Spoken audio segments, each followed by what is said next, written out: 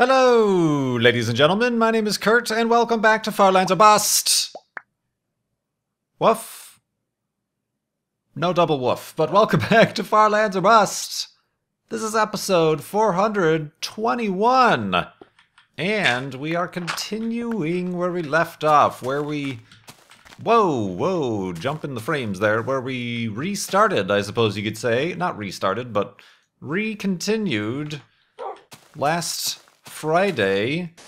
Came back from our hiatus, and we're grabbing Wolfie and continuing in a westward direction. This way. Oh, all my tools are almost broken. I've got rusty old tools, and there are some green old creepers over there as well, but we're continuing west. As I mentioned, episode 421, it is Monday, December 1st, 2014, Cyber Monday. Get 20% off your Far Lands or Bust episode as compared to the last episode, because this is going to be a standard 3-day long episode instead of the 4-day long episode. I suppose that would be 25% off, but you have to figure in taxes and shipping and whatnot. And some exclusions apply. All of the exclusions apply. But yeah, welcome back. Still raising money for Child's Play charity over at farlandsorbust.com. And like I announced in the last episode, we now have a goal. We now have a goal of $50,000 for Season 5, and we are currently at $14,318.69. Thank you, everybody who went to farlandsorbust.com and donated, saying welcome back and whatnot. By giving to Child's Play charity, you can learn more about Child's Play charity, childsplaycharity.org. They help get toys, books, games to kids in hospitals around the world. Great cause indeed. And great Scott! Look at this. It's kind of a cool area. It's starting to render on the horizon. We've got some snowy peaks and cliffy overhangs. Let's do I have a boat? I have a boat. I'm going to waste the boat boating in this direction instead of west, because I want to check it. Oh, that's becoming less and less dramatic. I thought it would be an opening, an overhang, a tunnel, but it is not. Ooh, squidus. But yeah, we're continuing on. I'm continuing to try to get a little bit better into the groove of recording videos and whatnot. Trying to get my voice back. You probably heard in the last episode that my voice was rather, by the end of it, especially, I probably should not have pushed it to a 4-day episode, but I had things to discuss.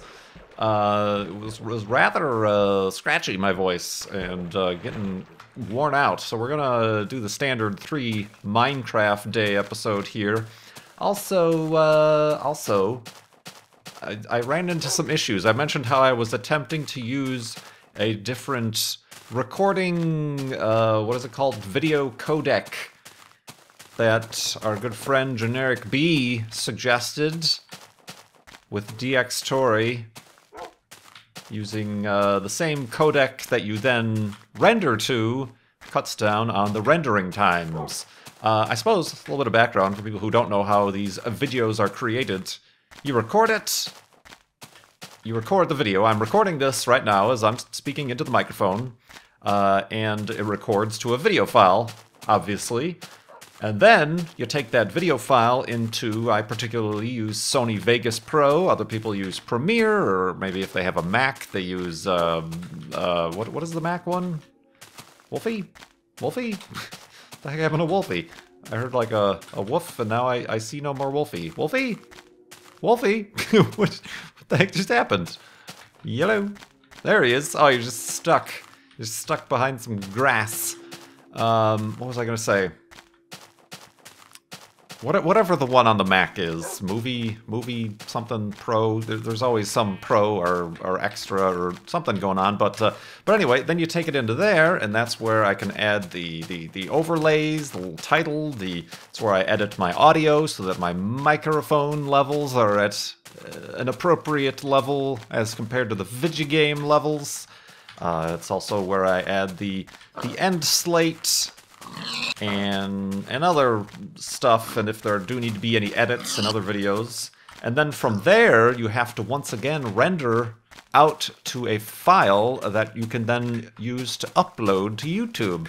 It's that rendering which takes a long time, and which I'm also considering.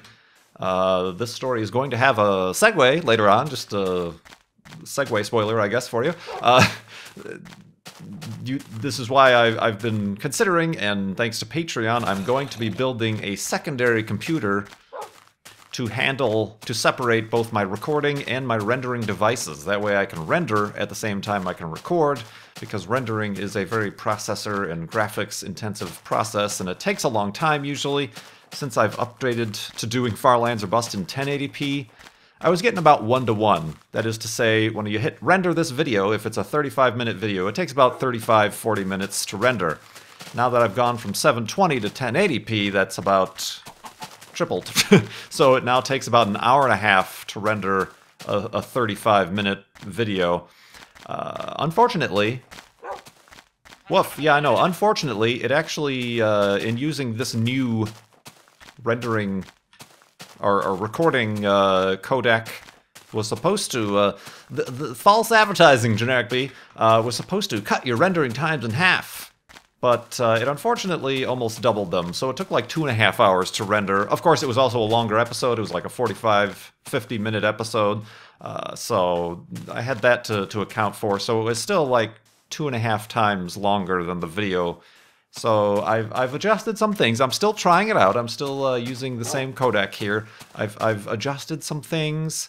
I tried over the weekend doing some tests, and I know one of the latest things that has happened during my hiatus is that YouTube has now, for everyone, enabled the ability to upload and broadcast in 60 frames per second on either 720 or 1080p, but it apparently only works in Google Chrome for some reason.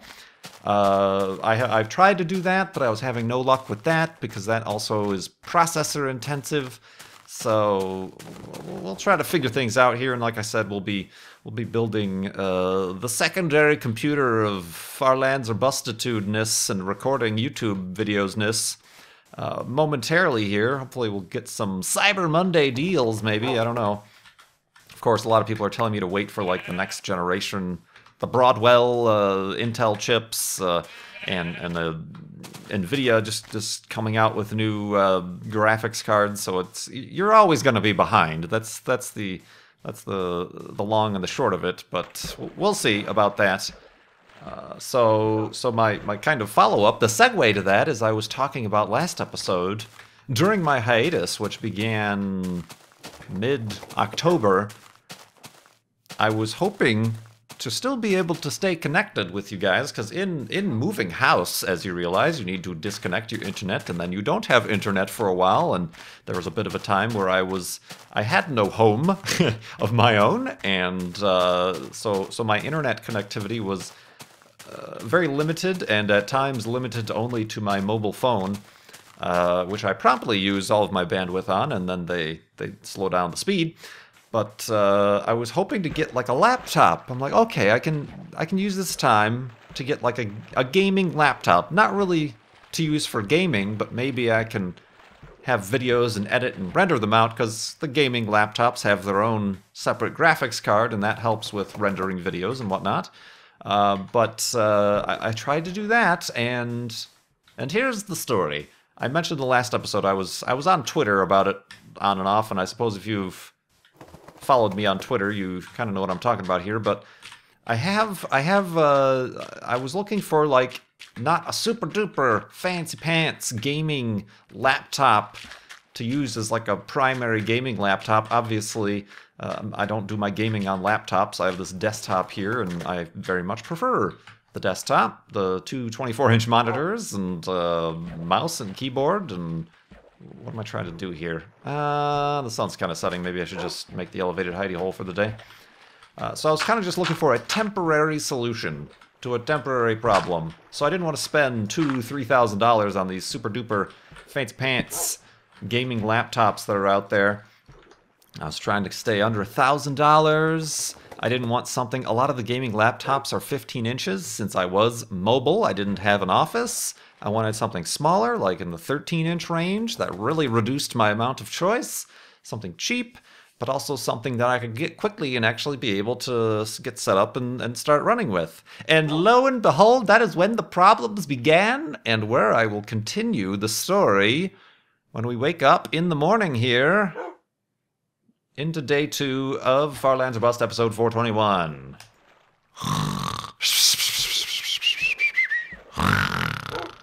And laptop issues-ness.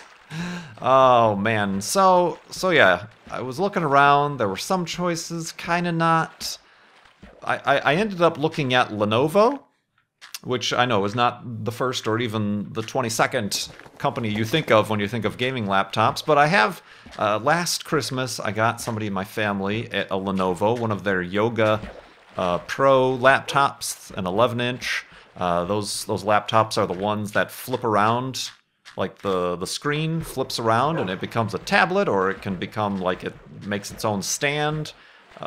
You know, this was somebody who kind of preferred to have a laptop, but they also appreciated the value and the accessibility of a tablet, but they very much wanted a laptop. So the Microsoft Surface was out because the Surface has the kickstand thing. It really can't hold itself up on the keyboard, and an actual tablet was out because then you'd have to buy a separate like Bluetooth keyboard, blah blah blah blah blah blah. So I went with the Yoga, and I set it up for them, and very happy with it. The screen was very good. It was a touch screen, obviously like a tablet.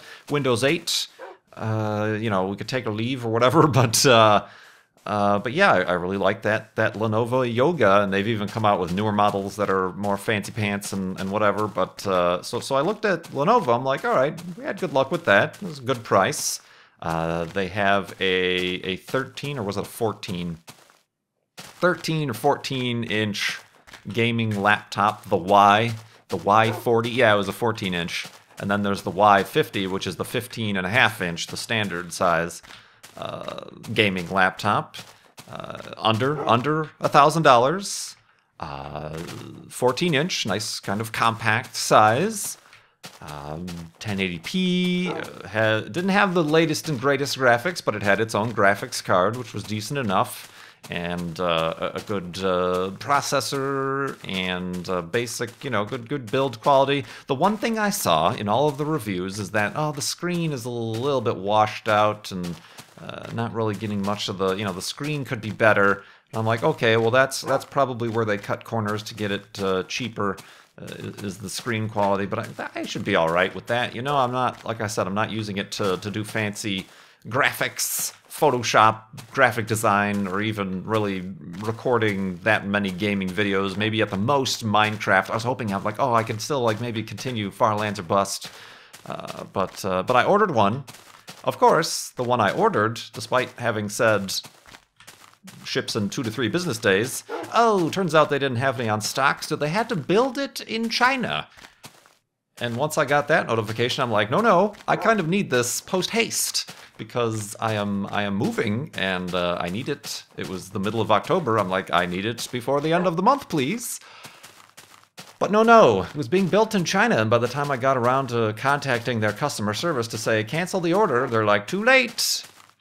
Somebody is already building it in China, so you'll just have to wait for it to ship, and then you can say, do an RMA or something like that, and we won't charge you for returning it. And I'm like, fine, is there like another one I can order that is for sure can ship quicker? And sure enough, there was. It was a little bit cheaper even. It had less RAM, which was like, all right, I could upgrade the RAM if I really find it necessary to go from 8 to 16 or whatever. But otherwise, still same laptop, the Y40 or whatever. Ordered that, and that one was actually in stock, and it arrived, and I set it up. I'm like, it's good build quality. Some people say some laptops feel flimsy or plasticky, or you press down on the keyboard and it flexes. I'm like, no, this is really good build quality, a nice size, the perfect size I was looking for. Turn it on, and first of all, oh, careful, Wolfie, good lord, you just jumped down there, didn't you? Good thing I got some pork here.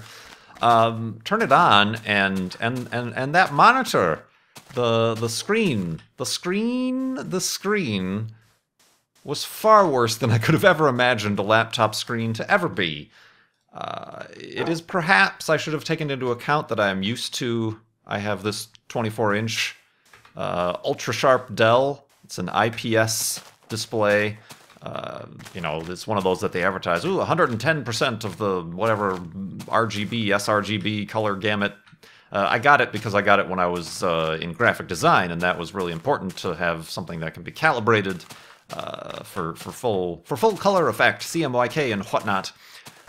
So I'm perhaps used to a better monitor than most people who just buy your standard either TN or kind of the cheaper computer monitors. I probably should have taken that into account, but it was horrible. Not only, okay, I could have done with maybe the washed out colors. Things were a little bit gray. I did load up Minecraft and start playing. I'm like, all right, the grass isn't as green. You know, things aren't as vibrant. I could have dealt with that. The graphics ran smooth enough. It was a 1080p monitor screen. It was the viewing angles that really got me even more. Like, I swear it had a 0-degree viewing angle. When you're looking straight on at it, the bottom half of the screen was all like, you know, when you're off viewing angle on a flat panel monitor, it's kind of like inverted, you know, like inverted colors, like a film negative, just looking straight on. And then you can tilt your head and you can get the bottom half of the screen to look right, but then the top half of the screen looks bad. It's like, really? This is a 0%, 0-degree viewing angle is what I'm dealing with. And that just made for really... It made, even in non-gaming situations or non-video situations, it made it hard to read text on the screen. I was fiddling with the clear type, and the Windows 8 has the, what's it called, the scaling, you know, for your screen if the pixels are too small or whatever. I was fiddling with that, and I'm like, I cannot get used to this.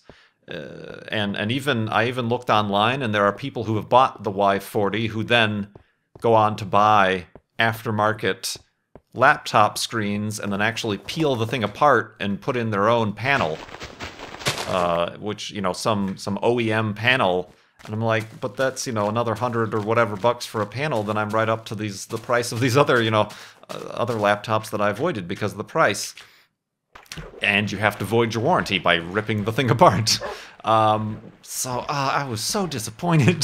So disappointed. I really wanted to stay connected and make it less of a hiatus than it turned out to be. So I received the first laptop, second from China. Had to do an RMA for that, and that was no problem. I said, this is something I tried to cancel, but you guys couldn't, so okay. Then I go ahead and try to return the first one. I neatly package it back up, and I'm not happy with the monitor. Kevil Wolfie, where did you fall from there? What? That doesn't even make any sense. You goob? You goob! Tried to return that one, and they have a 15% restocking fee. And they're like, I'm sorry. We cannot, you know, do your return because there is a 15% restocking fee.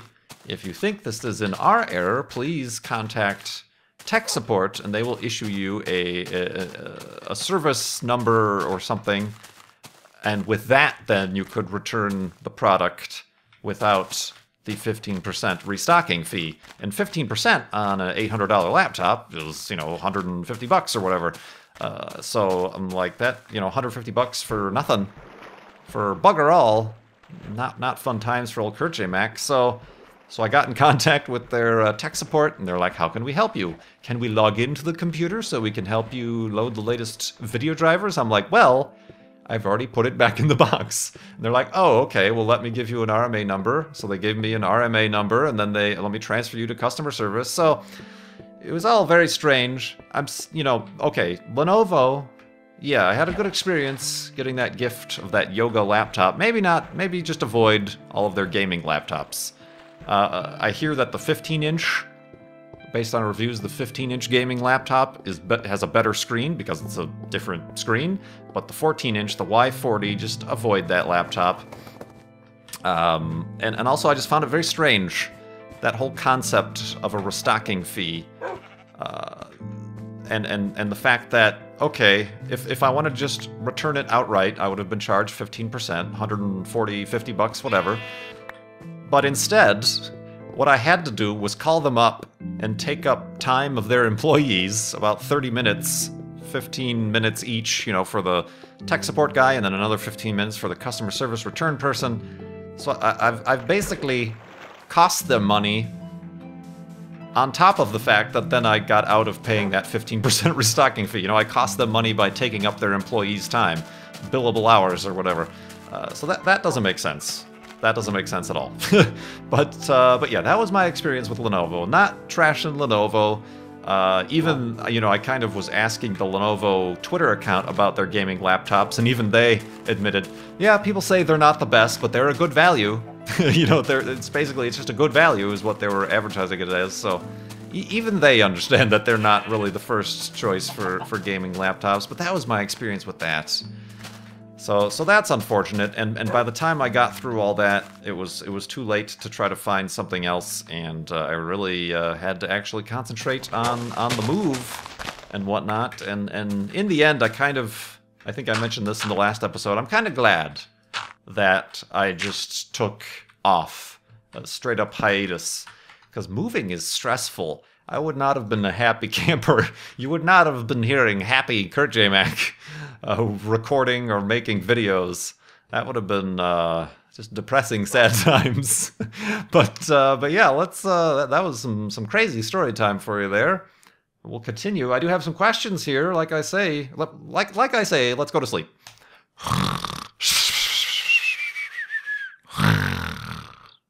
And wakeness.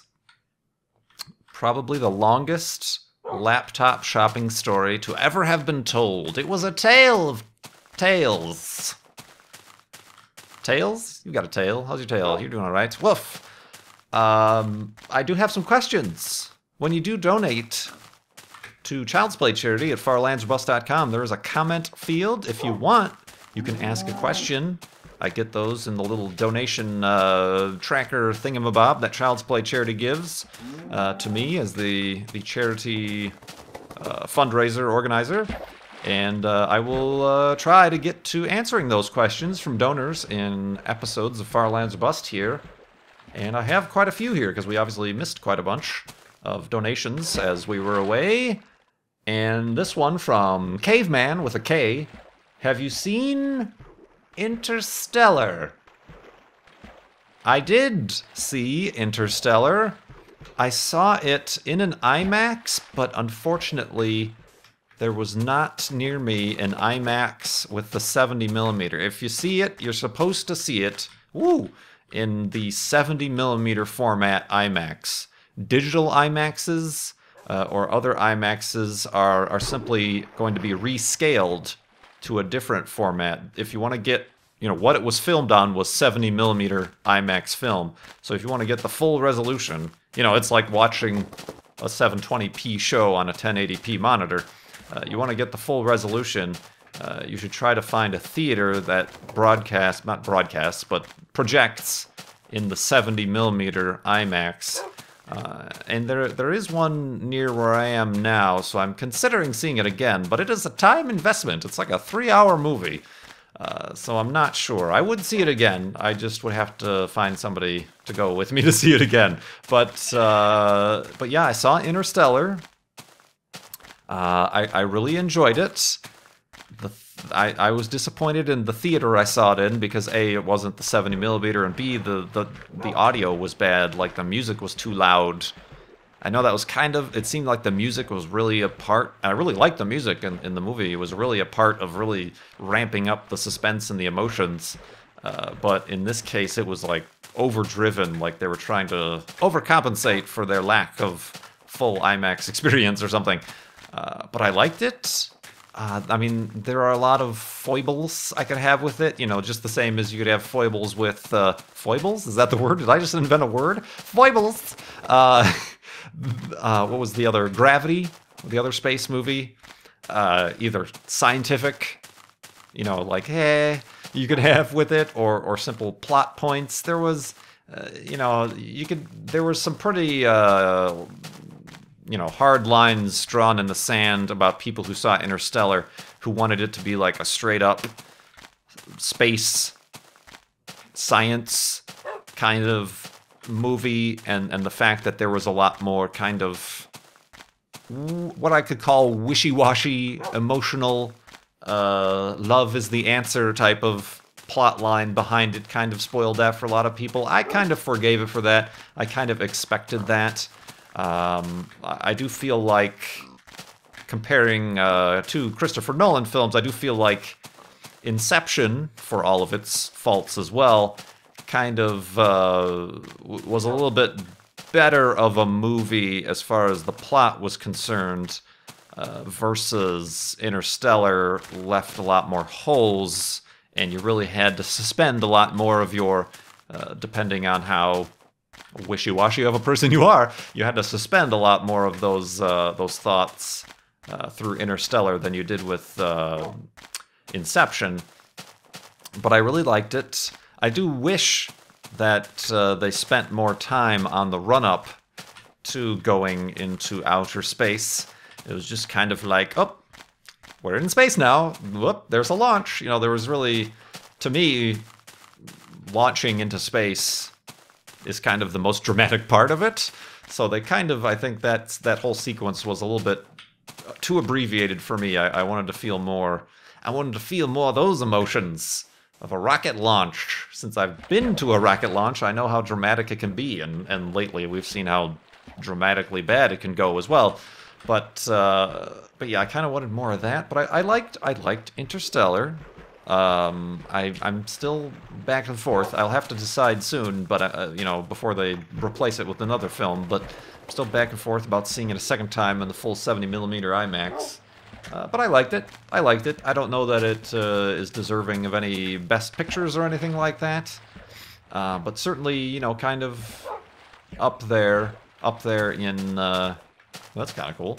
Somebody built. Oh God! Somebody was distracting me. Is what was happening. It was all a ruse. Ooh, look at that! Whee! I regret nothing. Oh man, took a half a heart of damage with that. How dare you! I will ascend your staircase of distractitude in spite of what it did to me. What was I going to say else about it? I can't remember now. I was going to say something else. Poignant and opinionated. But now I have forgotten. Woof. What was it, Wolfie? No? Nothing? Alright. Interstellar. Blah, blah, blah. Blah, blah, blah, blah, blah, blah. No. I mean, there was some surprises in the movie still. Some surprises that I'm sure if you've seen it, you're like, oh, I was not expecting this to be here. If I could be as roundabout and non-spoilery as I could say, or this wasn't advertised in the trailers, but all in all, enjoyable, I suppose. An enjoyable experience. Kind of long, like I said, but still. Pretty good. I saw Interstellar. Let's see here. Oh, here we go. From Kevin, donating to Child's Play Charity, asks, what do you find that you are doing differently, if anything, with your new setup, or trying since you were setting it up? No, it's pretty much set up exactly as I had it at the old place. Same desk. Same computers, same monitors. I've kind of moved some of the stuff. I have, whatever I've done, remember how before I was complaining about having some audio feedback or static in my headphones while I was recording, but it wasn't transmitting into the recording. It was more or less just an annoyance to me as opposed to you guys. That's gone. So whatever I've done has resolved that. It's probably just a different arrangement. Perhaps I accidentally used a different cable here or there that was a lot better with that. I don't know. So that's gone. That's nice. Like I said, I am going to eventually. I gotta ask some of the guys. I know Beef and a few of the other guys have those audio acoustic panels. Basically, you know, they look like picture frames, except there's no pictures. It's just like foam that reduces echoes to try to get the audio situation a little bit better. I don't know if I need those kind of corner ones, those bass trap. Yes, we're going to go fishing. Bass traps. I'm going to trap some fish, and then we're going to have some salmon catchers, and you know, those corner ones. I don't think that's a problem here. I'm not, you know, this isn't a high def recording studio we have here, so probably I'll have to ask them where they get their audio panels and where they get their bass traps. And we'll try to see about those. Maybe that'll deaden some of the... I can notice some reverb a little bit in the background. Probably not... it was probably the same in the other room. Also, I don't have... I gotta put up some... What would help would be some curtains. Curtains for Kurt! The iron curtains! No, fabric curtains would probably help as well. In sound deadening, soundproofing, echo deadening. So we'll have to look at that. But yeah, really nothing special. I do want to get... I'm gonna make some monitor platforms. The monitors are a little bit low for me since I'm a tall guy. I gotta have, you know, what I do is basically I find a shelf. I gotta find a shelf that is long enough. Usually at like the Home Depot or something, they just have like prefabricated shelves that have some, you know, basically plywood, but they have some sort of veneer on them. And then what you do is you buy those door stops. You know, those little things. Not the spring ones that go brrrring, but the solid ones that stop your door from running into the wall. Buy like 4 or 6 of those and mount those to the bottom, and then there you have a monitor stand. So I'm going to try to do that for my 2 monitors, and it's also convenient to have a place to slide your keyboard under the monitors. So that's something different I'm planning on doing in the coming weeks here. Still got the space chair, still got the big desk.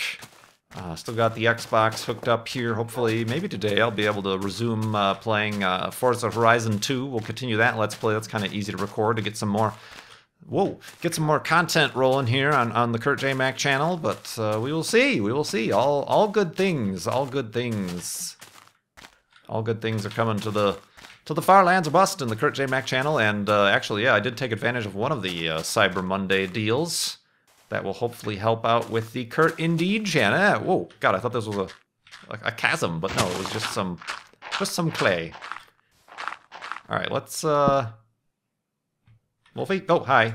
Yeah, you sit there, I guess. Let me. There you go. I guess. Yeah, you just stay perched there on a perch, if you will, and he will. So yeah, we got something coming at the end of the week that should assist in the Kurt Indeed vlog channel. And let's block ourselves into this hidey hole to end off this episode on your standard 3-day timescale, 3 Minecraft day that is. Let's do that. Very nice indeed. Let's build the beds for the next episode as I do, and remind you guys to keep going to farlandsorbust.com to donate to Child's Play charity, reaching for the stars. We are reaching for $50,000 this season, and of course, when we do reach $50,000 is when I schedule Flobathon, Far Lands or Bust live stream marathon, at the end of which I press F3 and we can find out how far we have walked in the last year. Oh, I know what I should do. I should fix these tools. And why not an axe while we're at it? Do I need anything else? Nope. Nope, I don't. So let's... Let's do that. Let's end off the episode. Thank you, everybody, for watching and welcoming me back. I do appreciate all of the comments and the love.